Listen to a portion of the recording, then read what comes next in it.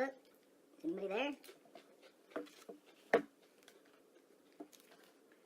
Facebook? We got a viewer.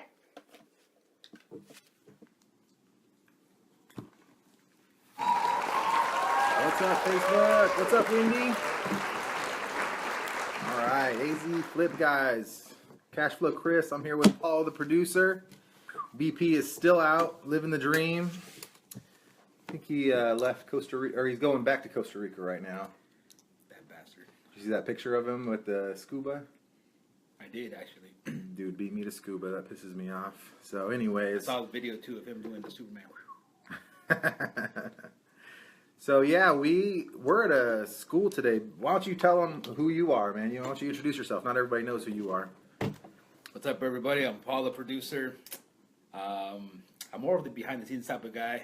I do some of the media for us. I do the videos, photography, usually behind the scenes. And here I am. Awesome. I don't know what else to say. All right. Well, what do you do, man? You're Paul, the producer. So what does that mean? I produce results, and that kind of applies in every aspect of life. For some people that do follow me, I have my other little experiment channel where I'm focusing on my health. Custom auto styles, and then you got the what's the other one called? The Paul Orona experiment. That's where a lot of people have seen me go from being fat and huge to being normal. Awesome. Yeah. So if you guys want to learn about losing weight, this guy, he'll help you out. He does the keto thing. So, all right, man. Well, let's get started. So, yeah, we're at Peralta Elementary School today for a career day. Someone thought the AZ Flip guys was an interesting career, so they invited me down here to talk to everybody, and it's been a lot of fun so far. Yeah, These kids are awesome. a lot of these kids are pretty, know a lot more than we thought they'd know. Right. Right. So, I'm going to share this to BP's page, give people a couple minutes to get on, and then let's talk about it. So why don't you, so today we got a topic. We definitely got a topic. This is our topic for the day, Rich Dad, Poor Dad. So when I'm in there, I'm teaching the kids, this is what changed my life, you know. They want to know about careers. They want to know about that. We're not really teaching them about careers. We're kind of telling them that college maybe not that important without actually saying that. Like that one girl, she's like, "How many years you go to college for?" Like, I didn't go to. Like, what? Yeah. They're asking to college, and shoot, I actually did go to college. I just didn't finish college.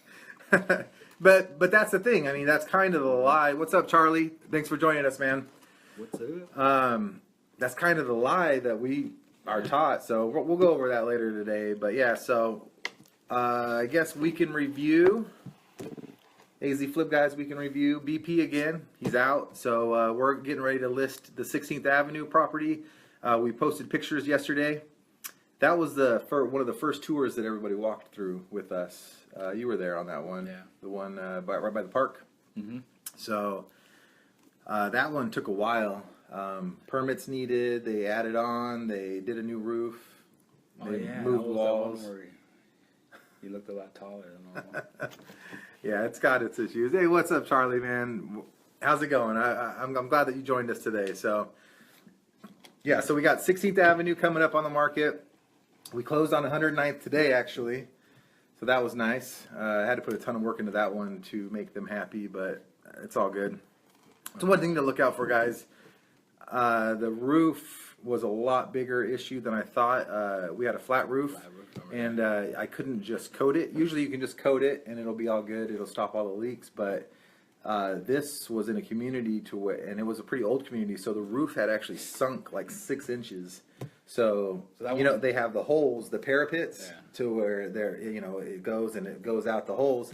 Well, it was like 6 inches below those holes. So we'd go up there and it was just like a standing pool. So that one had damage after we fixed it the first time, right?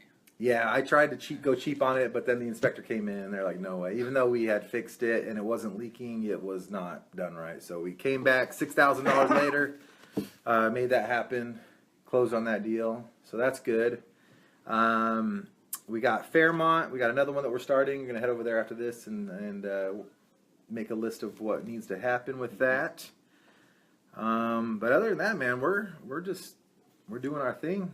Trying to do 2 a month, close 2 a month. Right. So that's that, man. What do you got? Paul's first time, so he's a little shy, I guess. A little bit, just a little bit. So why don't you tell people about your take on Rich Dad Poor Dad? So this book is pretty awesome. In the comments, let us know who's read it Yes. and who has not read it, and what your takes are on it. This book is actually one of the reasons me and Kris connected a long time ago when I first reached out to him, because he actually understood this and he actually, lives it. So he's a great example of someone that's using the whole process of the CashFlow Quadrant, which this is the other book, the CashFlow Quadrant, which is the second version or part 2 of a Rich Dad series, which I highly recommend you guys check out. But this book is a book that got a lot of us into real estate, and I'm sure a lot of you guys can relate to it. As far as rule number 1, I remember that stood out to me was the rich don't work for money, which sounds kind of crazy, because even talking to these kids, they have no idea that you can have money work for you. I mean, I myself as a kid was always taught you could make money by buying stuff and selling it is one way, or working a job, working for somebody else. Yeah. That's one of the things that we've been talking about in my presentation to these kids, and we're talking to little kids, kindergarten through 5th grade, so they can only absorb so much. But that was one of the things that we're talking to about. Like, we ask them, how many ways can you make money? And all of them would raise their hand and say, you get a job, Yep. you work for it. And a couple people said you can sell stuff, right? But The one kid said, "Hey, you can build a lemonade stand." I was like, "Nice." oh, yes. There's always one, right? There's always one entrepreneur out of 30. So, all right. So go ahead. Keep going. It would be cool if we could somehow follow up with these kids, a decade from now, and see like where they went off to, see what they actually pulled off, see if they actually took the advice that we gave them.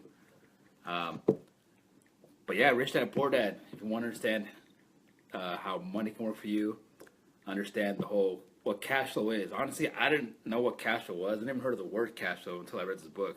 So to me, this was a huge game changer. It doesn't give you exact specifics as some people like. They want to know exact, from plan A to Z how to do stuff. But you can't start, trying to understand systems if you don't even know what a system is in the first place. Yeah, I mean, Rich Dad is really the theory. Mm-hmm. It's definitely not a how-to. It's more of a, this is, for a lot of us, I think it's something that we didn't even know about, being an entrepreneur, being a business owner, the quadrant itself, being an investor. I mean, I had no idea. I thought, Yeah. So what are you guys taught, right? We're taught to go to school, go to college, get a job, they'll take care of us. Well, Robert talks about how that's bullshit. We don't live in that world anymore. That's the industrial age. In the industrial age, that kind of stuff worked a lot, but now it's the information age. So, I mean, pensions, they don't do pensions anymore. Probably here at the school, they probably do something. And then for city governments that are collapsing left and right, because of pensions, it's not sustainable. They can't afford to pay everybody forever. So everybody's on their own now. So they're trying to teach you. What was Gary Vee saying? Actually, you're trying to learn something in a world that doesn't exist anymore. Yep. You know what I mean? You're trying to do something in a world that's not how things work. Exactly. And so everybody's so behind, it's crazy. So, all right, we're not getting much people. Come on, guys. Who's read the book? What do you got? What are your questions? So, this is the other book that comes with the kids' version. There's a kids' version of Rich Dad Poor Dad, and and this book comes with it. It's an awesome book. If you got kids, you should definitely buy the game, because a game is the easiest way to learn, right? Don't you think so? Don't we have the game over there? We do, right here. Well, I think we should have shown them, but yeah. That's the one. And it's well worth it. I remember when I first bought my copy of that, it was $200. People thought I was crazy paying $200 for a board game. But I learned so much. I was able to apply it, share it with others, and easily teach people what they talk about in these books. One thing is reading it, but other thing is being able to actually apply it. And most people don't even have a financial statements, or even seen one, or even know what one looks like. And in that book, or I'm sorry, in the game, it comes with that. And that's the first thing you do is you fill it out. And even once you're done playing the game, you're supposed to fill it out. I don't know if you did it. I did it the first time, and it kind of scared me. Yeah, I've done my own, and it's frightening. Most of us are starting out a lot worse than we thought. So Charlie had a question. He's asking what's kind of the age groups for this book and for the game. That's a great question. I forget I think it's up to like 6th grade-ish. Yeah, so really you can get them started as early as you can get them started. My kids, when I first played the game with them, were 5 and 7. And they got it. I mean, my kids know what an asset is. They may not get the full meaning of it, but they know what an asset is. And, you know, I've kind of beat it into their brain. They may not know what it means, but they know the difference between an asset and a liability and that they need to buy assets. So as they get a little older, we'll teach them more and show them how to do that. But, I mean, that's kind of what I want to teach these kids here is, I mean, all these kids, they have all these awesome dreams and stuff that they want to do, but they don't know they're not going to be able to do it because they're going to quit and give up and stop learning. And it's really kind of sad. But, yeah, a lot of the kids were surprised when you said, hey, a lot of adults stop learning after school. They're like, what? Kids right. Stop learning? It's true. What's up, Luis? Where are you coming from, man? I know you're always out of the country. Thanks for tuning in, man. We appreciate it. Yeah, I haven't seen Luis in a while. It's been a minute. Yeah, So it has. Luis, Always out dominating the world. worldwide. That's a good example of, you know, being able to apply entrepreneurship. Like, you're not stuck in one location anymore nowadays. Right. You can go worldwide. Yeah. So Luis, he took his good afternoon. Yes, sir. So you took your business worldwide. I mean, you are a Spanish speaking entrepreneur, so that's pretty cool. So you can go sell your stuff anywhere that people speak Spanish, you know, anyway, Ecuador. Very cool. He's like Mr. Pitbull, Mr. Worldwide. No, absolutely worldwide. You know, I mean, so that's the cool thing about all these products, though. Like we're talking about selling rental properties and all this. You know, if you're a store down the block, your customer base is the people who live within a few miles of here. You know, our database is the whole world. Like anybody that we can communicate with, we can sell to. Absolutely. Until we start translating, and then we can then we can sell to anybody in any language, right? Working from the jungle, that's awesome, man. I hope things are going well, man. It seems like things are really good. So keep it up and keep rolling, man. Luis is probably looking shredded right now. Oh, I know, right? The Vivri. We got Jonathan and BP taking those supplements all the time. So all right. So why don't you go a little bit about this one? That was actually kind of advanced, I think, to a degree, but it's a great second book to read after you read this, because this one talks more about like Robert's story and how he got introduced to CashFlow with his rich dad and having his poor dad. I don't know about you guys, I relate to this a lot because I still do have a poor dad. Like the mentality and the way of thinking is I gotta work for money. One thing I remember my dad telling me growing up, he says money's round, because growing up, you know, they had mainly coins. It's round so that way you can just roll it out to go spend it and roll it right back to you. So his mentality was just it keeps going. Yeah, whatever comes in goes out, and whatever goes out comes in. But when I introduced it to him, like he thought this was like all a scam. He thought like, oh, all those rich bastards, they're taking all the money, making us hardworking people, you know, taking advantage of us. And like that's so far from the truth. Yeah, man, that both books influence. Yeah, absolutely, man. No, that's a really good point. Oh my gosh, you got a lot of check marks in here. Check this out. So that brings up a good point, is the blueprint, right? Mm-hmm. Because our parents can only teach us what they know, and they only know what their parents knew, and they only know what their parents knew. So with the 2% Club, we are always talking about blueprint. You know, I was born with a poor mentality blueprint. A lot of the phrases that always came to me is, oh, we can't afford that, you know, just all this poor mentality, right? And that sticks with you, man. It truly is a programming. There's nothing you can do about it unless you go in and reprogram yourself. That was a big thing I got from this book, was when he introduced that question, how can I afford it? Like, how can you afford it? Like, I never, like, when I read that in the book, because I used to always think, how can I afford it, right? Like, I can't afford it. Growing up, I always thought I was poor. Like, you can't, if you want that, you can't have it. Like, you got to go make money, which I did, by the way. Growing up, you know, when I found out I couldn't buy Hot Wheels cars. I went to go start my own little small business selling atomic fireballs there. It's like my kids' neighbors. And I didn't even know what money was, really. I just knew that I needed this little coin thing to buy my Hot Wheels cars. But I had to go work for it. Like, it wasn't coming in for me. Right. Yeah, I didn't really have too much of an entrepreneurial spirit when I was little, but I think I've gained it over the years. In the classes, I'm telling them about how I used to raise and sell pigs. I don't know if we actually made money off that. I think my parents might have lost money on that, but it was a learning experience, you know. Oh, BP, what is up, my man? I didn't know we were gonna be able to make it. What time is it? He'll be back. He'll be back for next week's Flippin' Fridays. Yeah, man, we had to go a little early. I'm doing a day, and next week you're on your own. I'm gonna be at the lake, so see who your guest is gonna be. But awesome, man. Good to hear from you again. So. College, Paul. We don't have a lot of time. We only got about 15 more minutes. So I want to talk to you about college. And we talked about how it could be the biggest scam that's out there. Well, what's your take? It is, because I'm one of those suckers that got scammed into it. At the same time, I'll take full responsibility, but before I know what I know now, I would have not gone to college. Yeah. Because my degree is in media and TV and film production. Nowadays, you can go on YouTube and watch stuff for free. Like, you don't need to go to college like I did to learn what I know. And it's crazy because now I see these people have smartphones and they're making movies and TV shows with their phones. And, like, me, I'm always stuck with a $80,000 degree that I can't use anymore. It's unbankruptable. Like, $80,000 for something that was, at 2 years after you learned it, was probably outdated, right? Probably day one. Day one was out. Yeah, I mean, by the time they print the course. Yeah.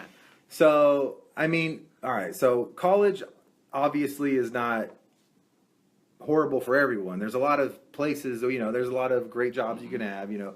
We were talking to the kids, you know, if you want to be a doctor, you want to be a dentist, you want to be a teacher, you have to go to school. There's certain things that you do. But you and I want to use a doctor that didn't go to school. It's like there's certain things that you have to know for sure and get certain criteria. Yeah, absolutely. But I think where the scam is where they tell everybody you have to go to college to be successful. Yeah.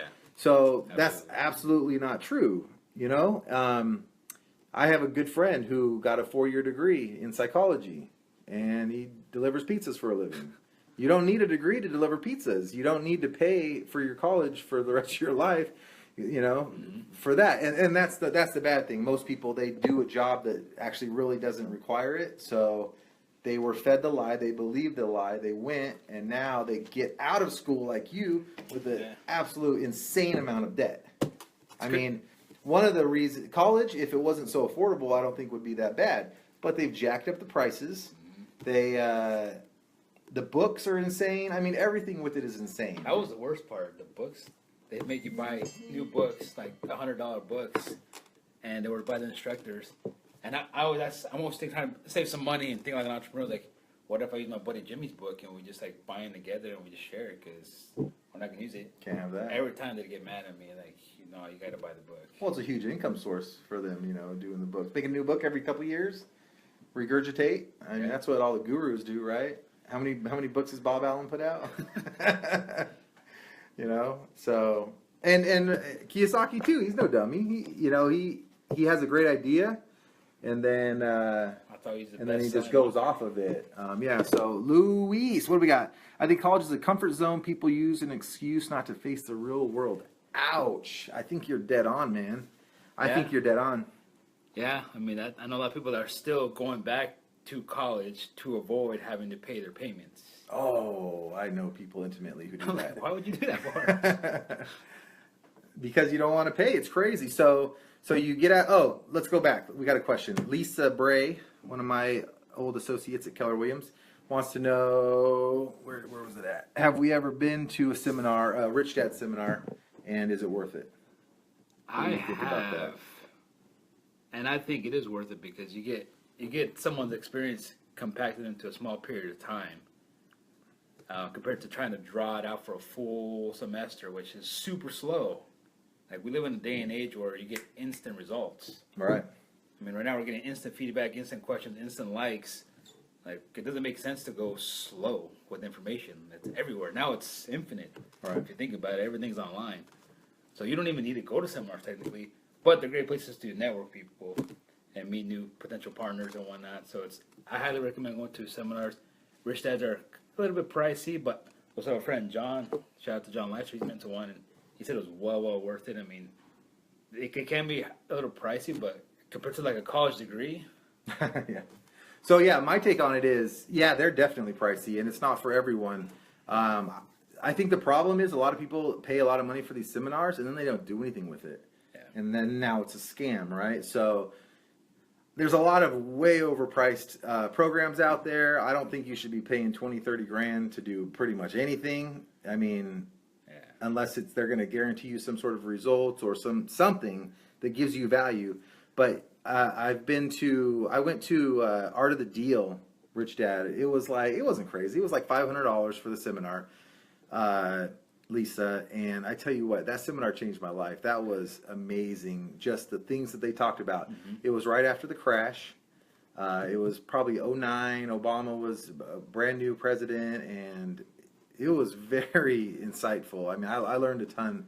Not a lot of that really translated because the Art of the Deal was a lot about bartering, about 1031s, and because they had a real fear going on that was going to happen. Didn't they show that video there of that kid that turned a paperclip into a house? Yes, that's a very cool one. We should play that sometime.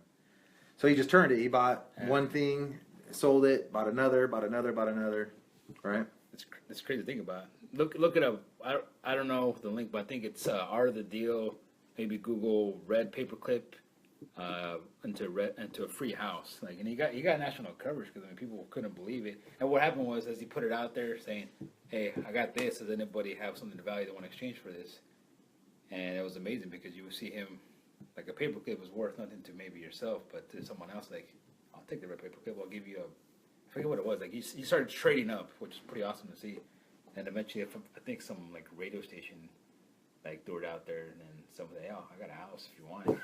Wow, that's amazing, man. That's a cool story. And then, but he had to reach out and make many communications and many contacts to be able to do He had that. to put himself out there. Absolutely. He took action. Yeah. Most people are afraid to ask someone for a favor.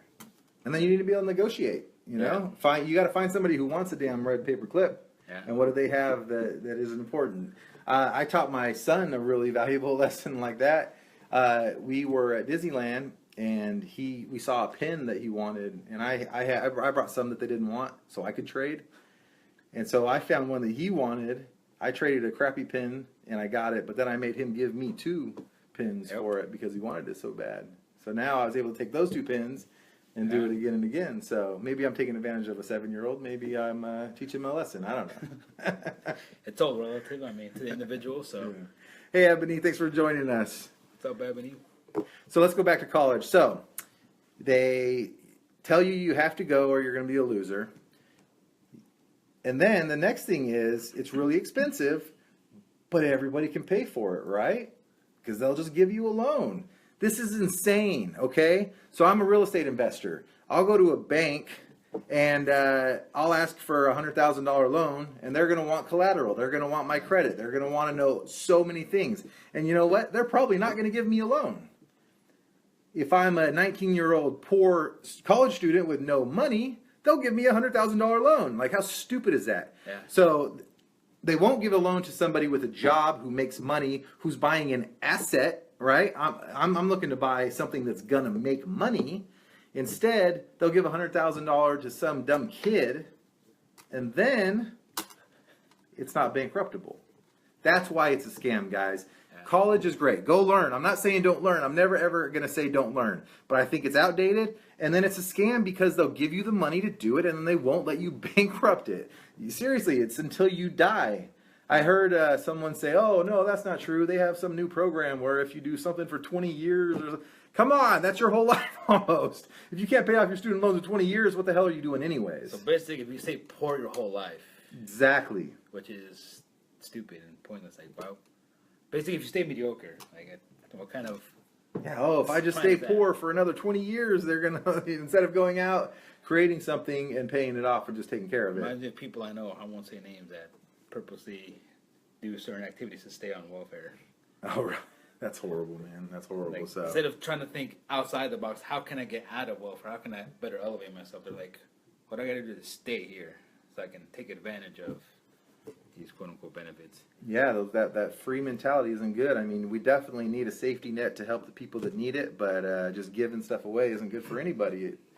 It creates this culture, and people are in a lot of problem, man. What's up, Alberto? Great job this week. Alberto's killing it, selling a lot of real estate and learning about investments, man. That's what we want to teach the kids. We want to teach them you can do whatever you want if you don't have to work, right? And you know what, man? We can't even bring that up because they can't even wrap their heads around that, about having income that comes in without having to work. That's why I teach my kids all the time. Like, what do you want to do? You want to be an artist? Awesome. My kid loves to draw.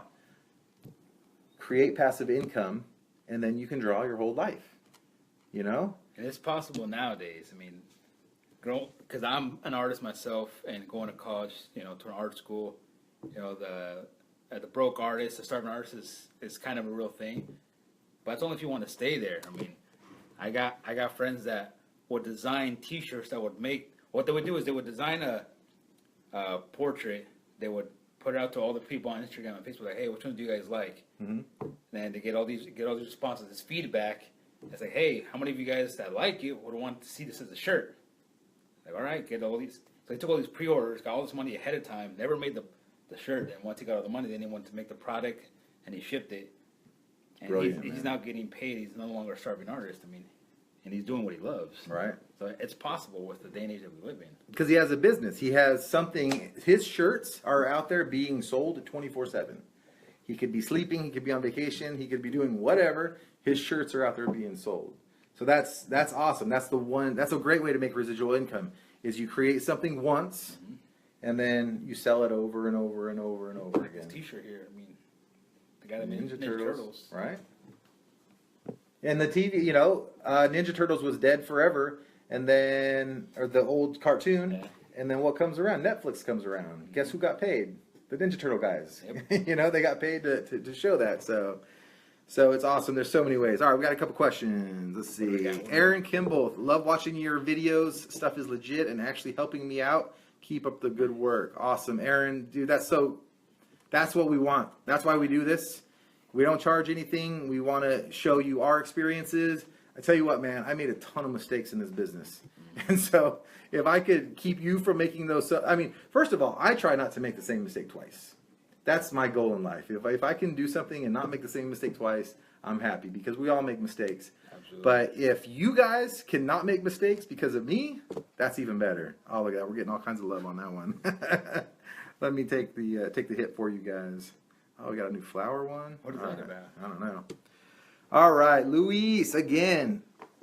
You want OJT? What's OJT? Then look for a career in the military. You get paid salary plus 30 days vacation plus and very expensive training for a 4-year commitment. Same as college, but they pay you. Yeah, but you might have to go to war and die, so there's always that. I mean, respect to anyone that's willing to do that. Absolutely. I mean, because people like that allow us to have the freedoms that we have. Yeah. No. We can't dog on that at all, but the if military... I'd probably be sent back. Oh, on-the-job training. Absolutely. And on-the-job training, I think, is what most people need to be doing. Like you said, with the videography and all that, just go find someone who's doing it and learn it. If you know how to do it, that's going to get you a way better job and get you hired a lot quicker than theory. The sad part with me having a degree, my first job working in a TV production studio, they never verified my degree. They never even asked to see it. All they asked was, show us what you can do. And I showed them my demo reel. They're, all right, cool, you're hired. Well, think about it. If you have a degree from Harvard and you suck at making videos, you're not going to get a job, right? They don't give a crap where you went to school. Yep. They want to know that you can produce.